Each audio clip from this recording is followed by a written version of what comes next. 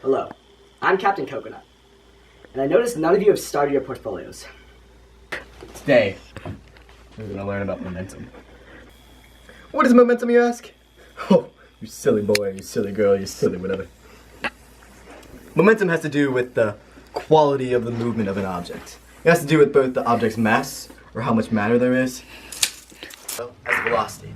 The velocity is kind of like speed going in a direction. Now, this is how we describe momentum with a bunch of fancy letters, because we're fancy like that. We have P. Why does P represent momentum? You don't need to worry about that. Just don't worry about it. It also has an arrow. Why? Don't worry about it, you fourth grader. It also has an M.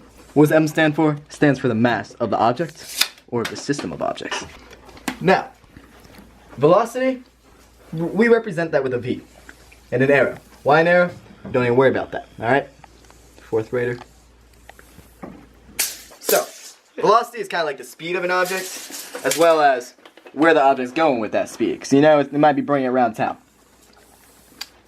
So, the major concept with collisions, and, aren't I British? And, you stop that! And momentum. It's essentially that momentum is conserved within an object, right? So, have you ever heard of that wacky idea called the conservation of energy? Essentially says that within the universe, no energy is going to be made or destroyed.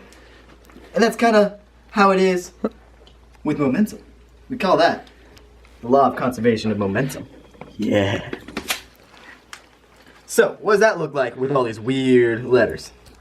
We got P1, so the first momentum, or the momentum before a collision, is equal to P2, or the momentum after a collision. Stop!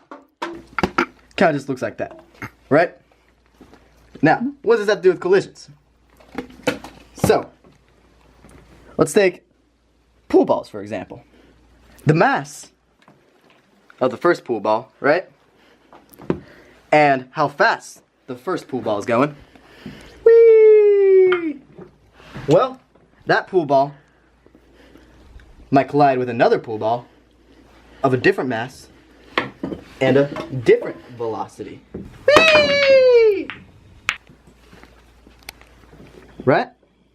Well, after they collide, like that, the total momentum is going to stay the same, right? And since we know their masses are going to stay the same, because who loses mass? Who loses it? No one. Actually, some people do. Anyways, that just means the velocity is going to have to change, right? Am I right? Sorry, I'm having trouble with the connection. Please try again. Stop, Siri! So anyways,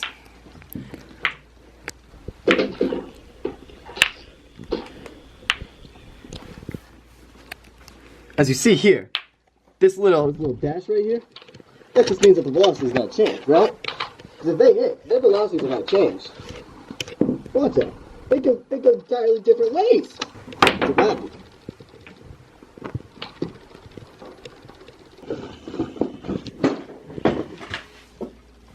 Now one could argue that that's not a closed system. So a closed system is essentially when nothing else is going to affect the objects in the system.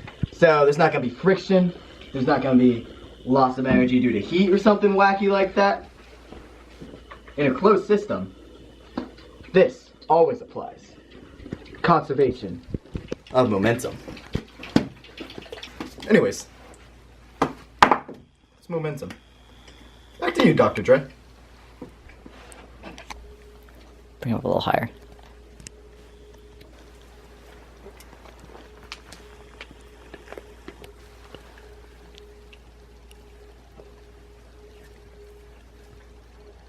Hello. I hope you learned something.